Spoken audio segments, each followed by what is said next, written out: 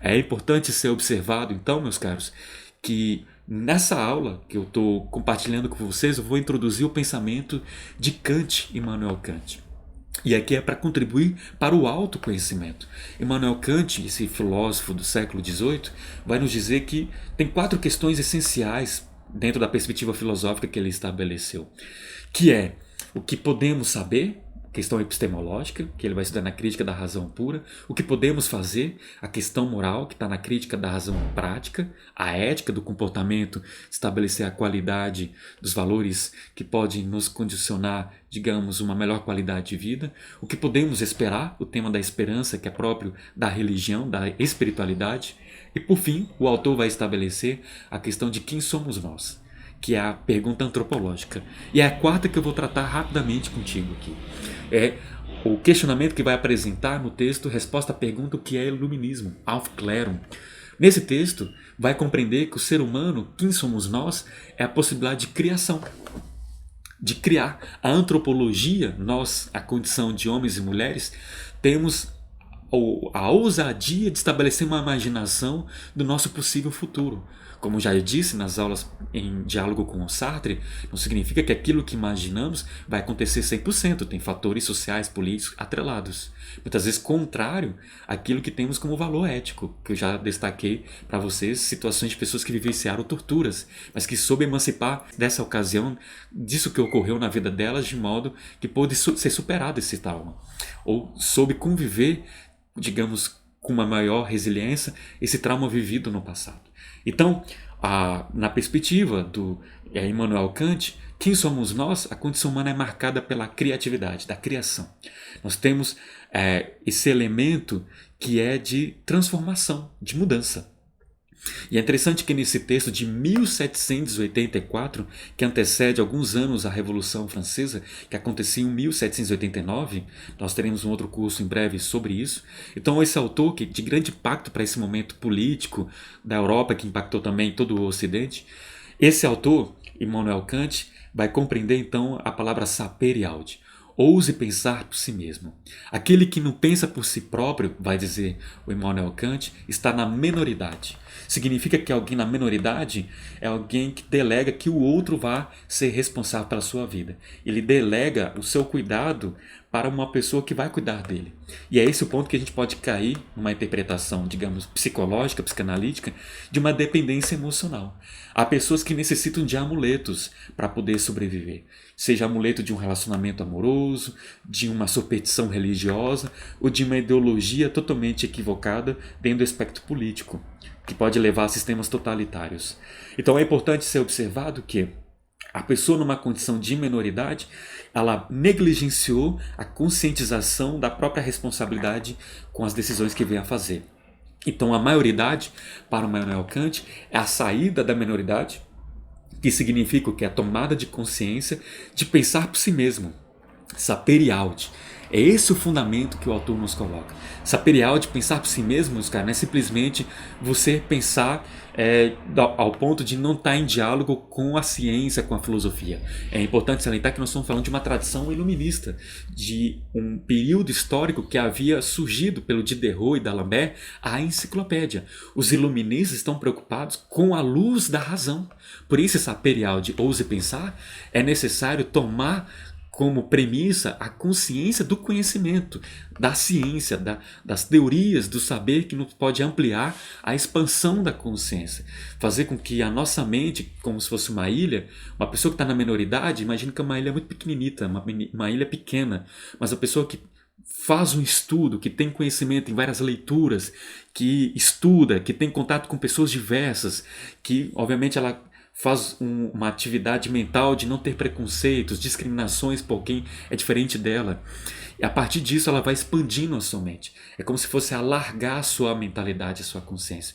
E a partir disso ela vai ter uma maioridade. Ela vai ter, digamos, condições melhores de pensar por si mesmo. Então pensar por si mesmo não significa estar desconectado de uma atividade de estudo. É isso que é necessário estar salientado. Porque alguém pode dizer, eu penso de uma maneira autônoma, eu penso por mim mesmo, então eu sou... Aí a pessoa é do contra, ela não pensa por si própria. Ela é uma pessoa simplesmente teimosa. Porque ela está, digamos, contrariando aquilo que pode estar fundamentado, estabelecido com critérios metodológicos de um saber científico.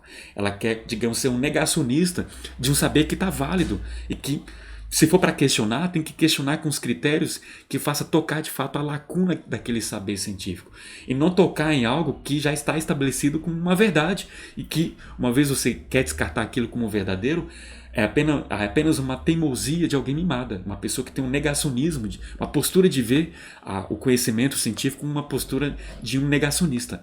Então, saperial de pensar por si mesmo requer uma investigação cuidadosa de um estudo. É um relacionamento de um pensamento que alguém tem uma atenção a uma tradição, seja científica, filosófica, aos saberes constituídos em diferentes culturas. Alguém que quer estudar religião, ela, independentemente se ela tem ou não uma determinada crença, ela vai estar, digamos, fazer uma epoquê.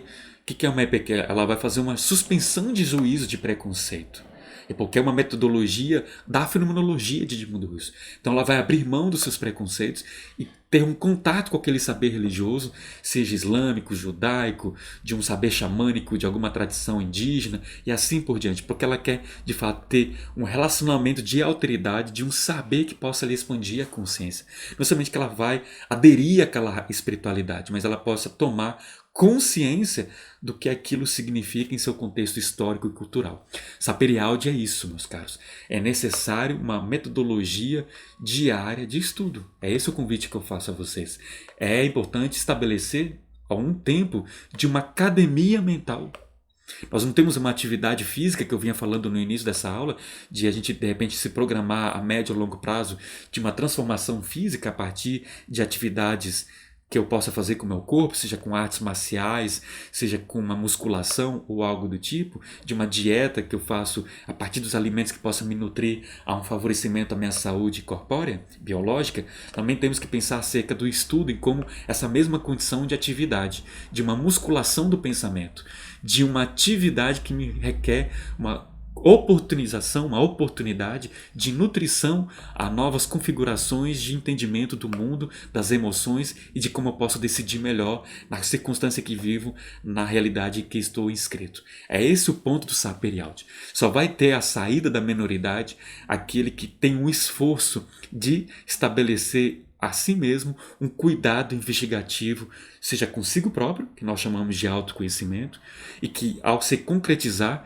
vai ter destaque de elemento de uma autonomia, que é exatamente o exercício de uma responsabilidade com a própria decisão de viver. Então a autonomia para Kant tem todo o entrelaçamento com o pensamento de responsabilidade para a filosofia do Sartre, do existencialismo sartriano.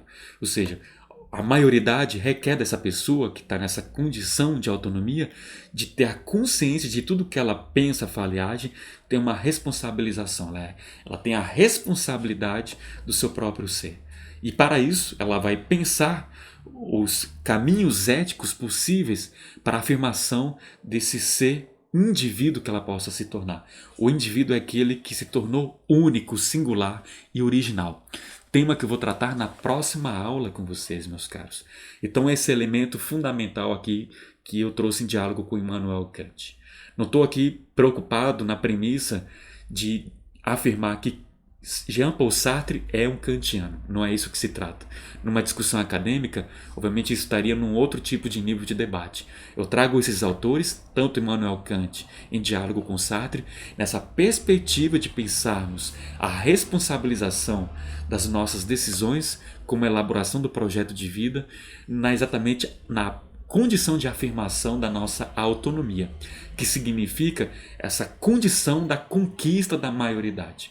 Então aquele que é capaz de reconhecer, como está descrito no livro A Conquista da Felicidade, de Bertrand Russell, ele vai afirmar: há pessoas que estão na Times Square, nos Estados Unidos, e não estão necessariamente felizes, pessoas tirando foto de frente da Torre Eiffel em Paris, não estão necessariamente numa autorrealização, e assim por diante. Então pode ser que a pessoa queira fazer uma viagem para esses ambientes, e no exato momento não tenha condições materiais para isso, e se diz: então eu não sou tão livre assim. Eu estou numa condição pré-determinada material que que não me permite esse usufruto livre de poder viajar. Então, isso que você me diz, professor Lucas Muda, não passa de uma masturbação mental. E não é isso. Então, o próprio Bertrand Russell nos coloca: mesmo que a pessoa esteja nesses ambientes, nada garante que ela está de fato numa autorrealização enquanto ser que está na plenitude da sua potencialidade, das suas potencialidades. É esse o ponto fundamental. Então não há uma verdade universal que eu viajando para um determinado lugar ou estando com uma determinada pessoa que eu tenho algum enamoramento que eu vou ser feliz. A conquista da felicidade não perpassa por uma realização imediata do desejo.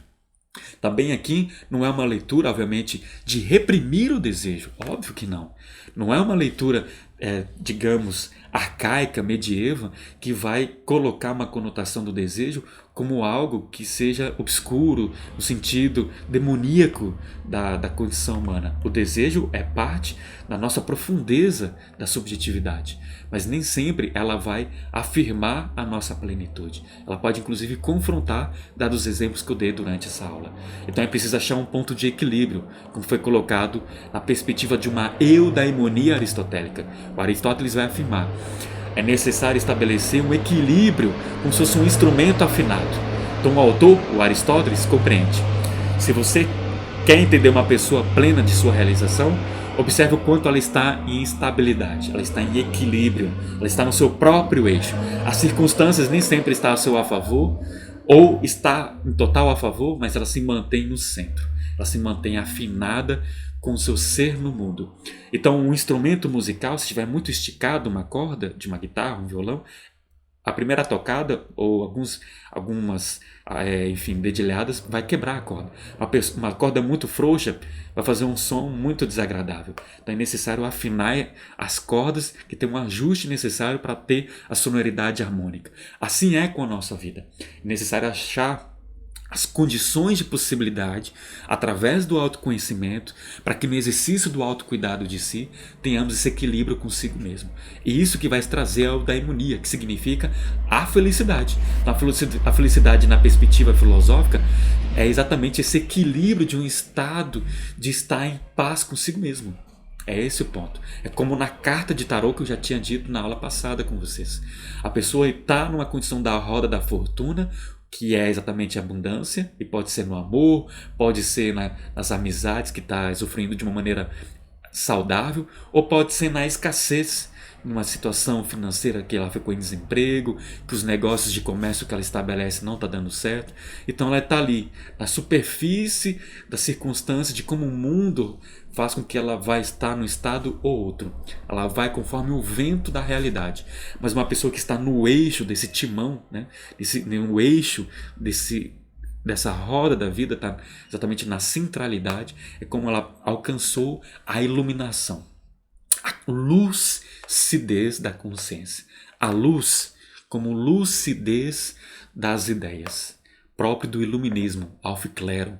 Ela ousa pensar que ela não vai estar totalmente nessa condição ad eterno de um posicionamento de escassez da vida. Que mesmo que ela esteja também numa circunstância de abundância, ela reconhece que pode ser algo que vai passar em um dado momento. Então é esse reconhecimento. Existe um devir da vida, como Heráclito nos havia apresentado na sua filosofia, nos seus aforismos. Então é preciso ter uma sabedoria diante da existência. É esse o ponto fundamental. O nosso desafio na conquista da maioridade não é ficar feliz o tempo todo. O Contardo Caligares, psicanalista italiano que teve vida por muito tempo no Brasil, ele vai afirmar: mais do que ser feliz é ter uma vida interessante. E com certeza, aquele que estabelece para si motivações para ser, que tem sentido de viver, que tem projeto a conquistar ao longo da vida, com certeza é alguém interessante. Porque existe nele um conatos. Conatos significa esforço de viver. Significa essa dimensão ontológica do nosso ser que tem esse impulso vital. O impulso vital mais do que para a felicidade, mas o impulso vital para o esforço de estabelecer o contato com a vida. Na próxima aula, então, meus caros, vamos entender que esse maior esforço como projeto de vida é se tornar único, singular. ser protagonista da própria vida, que o Carl Gustav Jung vai chamar de processo de individuação. Meu forte abraço e até a nossa última aula.